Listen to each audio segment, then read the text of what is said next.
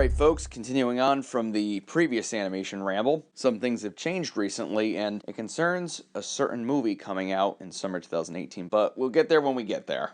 Pun intended. Anyways, in the last part I talked about Wreck-It Ralph 2.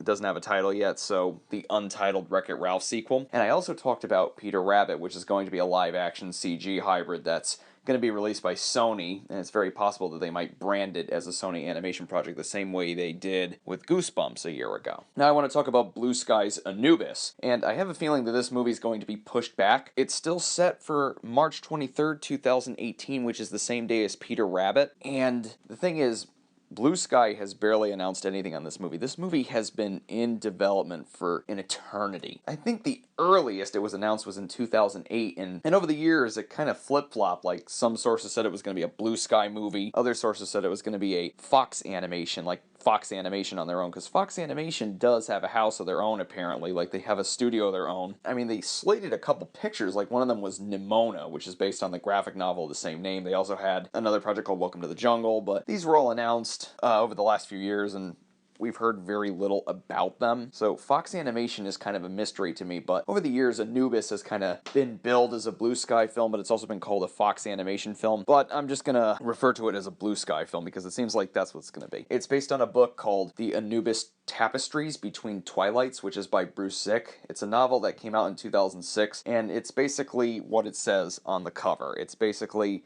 you know, ancient Egypt and mummies and Anubises, you know, and creatures. I remember I saw some sketches. I don't know if they were from the book itself or it was concept artwork for the movie, but it was basically, you know, a big epic fantasy version of all the ancient Egypt stuff and all the supernatural stuff, and I think that's perfect for animation, and I really hope that Blue Sky gets around to making this movie because it's a project that has a lot of potential, and I'm kind of hoping that Blue Sky tackles it because it's kind of a break from their usual, you know, the comedies like Ice Age and Rio, and which is why the Peanuts movie was so refreshing. The Peanuts movie wasn't like those earlier Blue Sky films, and even though I wasn't the biggest fan of Epic, I mean, I thought that film was pretty forgettable, at least Epic tried to be something, you know, different. And I like that Blue Sky is kind of branching out, and that they're not that studio that just does funny comedies like the Ice Age sequels or Robots. But, you know, if you remember, the first Ice Age is actually pretty good. I mean, even though it is a slapstick comedy with a lot of one-liners and jokes, it is, you know, it does have an emotional core to it, and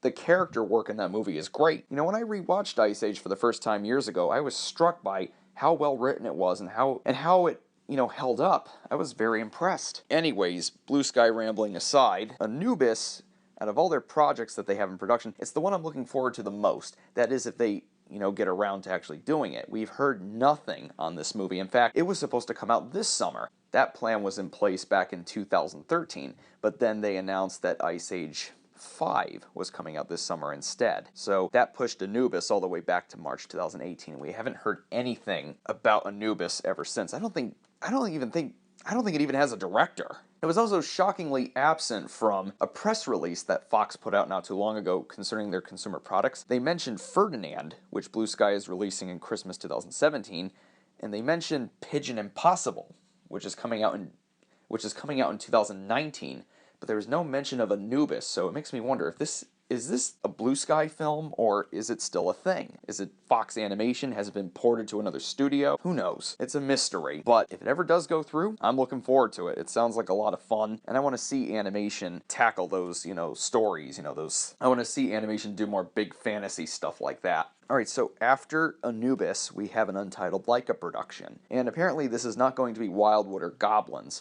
two films that were in development for quite some time.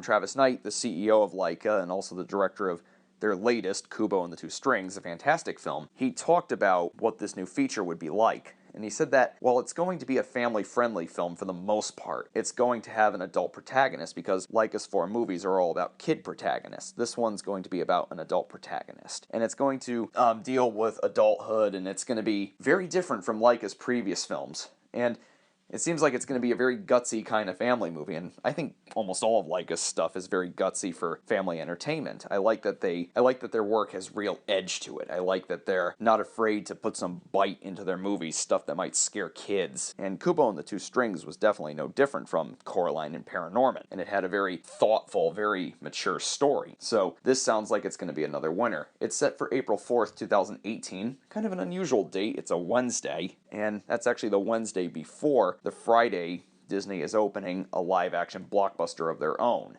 which is sure to be a remake of one of their animated classics. If it isn't, then it's probably A Wrinkle in Time. So if I were Focus and LAIKA, I would reconsider that date. But it doesn't really matter because Kubo and the Two Strings technically flopped, but it doesn't matter because LAIKA has all that Nike money. In case you didn't know, the CEO and founder of LAIKA, Travis Knight, he's the son of Nike founder Phil Knight. So he gets all the... So basically, shoes are what give us these great stop-motion films. So it doesn't have a title, and it's coming out April 4th, 2018.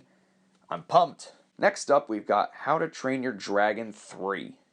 And it's official now. Universal Pictures will be releasing How to Train Your Dragon 3 alongside Larrikins, which is keeping its February 16, 2018 release date, and Dragon is keeping its May 18th, 2018 release date. How to Train Your Dragon 1 I thought was a good movie. I'm kind of in the minority on that one. I didn't think it was amazing like other people said it was. I mean, to each his own. I thought it was good. I especially loved the stuff with Hiccup and Toothless. The friendship stuff was great. It was right up there with Iron Giant, Rescuers Down Under. You know the deal. The boy and his beast thing. You know, the kid and his beast kind of thing. What I didn't care for as much was everything else. I think the other human characters could have been a little bit better. I wasn't all that big on Jay Baruchel's performance as Hiccup. I thought he was kind of phoning it in. I think they could have done a lot more with the other kids and the villagers and even the father-son storyline, which I thought, you know, it had its heart in the right place, but I think it could have been executed better. So to me, How to Train Your Dragon 1 was a solid 8 out of 10. It was definitely a step in the right direction for DreamWorks. That and Kung Fu Panda coming off of their sort of comedy phase, you know, the sort of post-Shrek 2 phase. So How to Train Your Dragon 1 was good, and it had a lot of world building in it. The dragon stuff was very, very creative. And since it's based on books, it lent itself to sequels. How to Train Your Dragon 2, another minority opinion here, I thought was way better than How to Train Your Dragon. I like that they aged the characters. I like that they expanded the world of dragons. They really explored the mythology and everything. Really good stuff. It felt like a great animated epic fantasy, and we don't see too many of those nowadays. Especially in a sea of movies that, you know, opt to be inventive comedies or just wacky comedies. It's cool to see, you know, a big fantasy picture like How to Train Your Dragon 2. It's almost like, to me, an animated equivalent of like The Lord of the Rings. Except it's not like 3 hours long and gargantuan in length. But it is gargantuan in scope. I like that the story took a darker turn, much like how the Harry Potters got darker as they progressed. And I felt the human characters saw a major uptick. Like, I like the human characters a lot more this time around. And, of course, again, the stuff with Hiccup and Toothless was fantastic. And it was just a visually beautiful movie. And, again, they ended it on a sort of cliffhanger where the villain, Drago Blodvist, gets away. Because they did say that he's going to return. And I remember one of the complaints at the time being that he was a very underdeveloped villain. There wasn't enough to his backstory. But I think it was implied in a couple interviews too, I think with director Dean DuBois. I think he said that we're going to explore more of Blodvist in the third one. Now, they've also been teasing a darker storyline for the third How to Train Your Dragon. And this is not a spoiler because it's been brought up in interviews and not press releases, but in several blurbs. But if you want to mute it, go right ahead.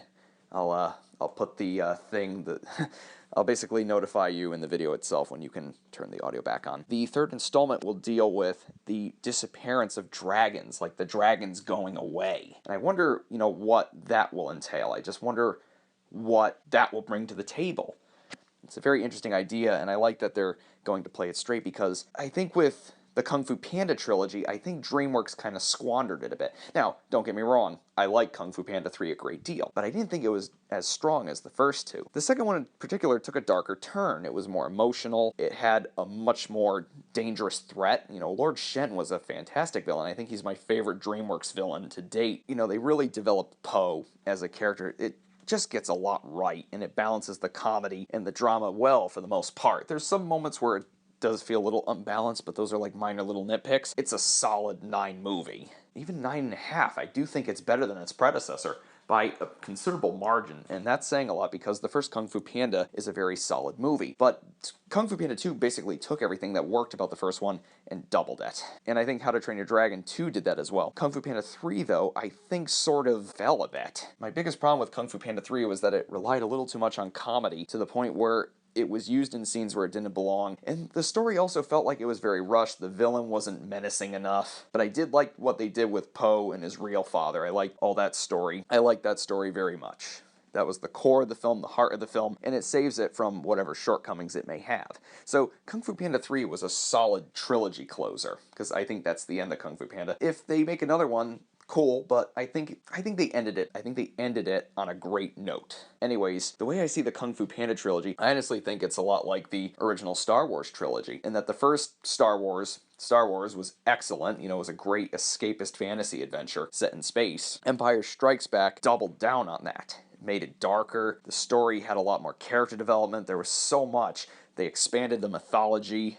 And then the third one was more of a crowd pleaser. It seemed like they had a great idea, but at the same time, they tried to throw everything at the screen, and that's how I felt about Kung Fu Panda 3, and I know that not thinking Return of the Jedi is as good as the first two is a very popular opinion, but that's how I feel. I think Return of the Jedi is a good movie, but I don't think it's anywhere near as strong as Star Wars and The Empire Strikes Back. In the same way, I think Kung Fu Panda 3 is good, but not as strong as Kung Fu Panda 1 and 2. So hopefully How to Train Your Dragon 3 doesn't fall into that trap. I'm confident it won't. There are some circumstances, I won't get into them here because it would make this rant video longer than necessary, but I think that there were some things going on at DreamWorks that impacted Kung Fu Panda 3's production. I'd probably go into that in another video, but for now, I'm confident that Dragon 3 will stay the course and will be the trilogy closer that it's aiming to be. You know, a significantly darker, much bigger, more epic story. And you know, emotional all around, but also, you know, comedic enough. I think it'll be a great trilogy closer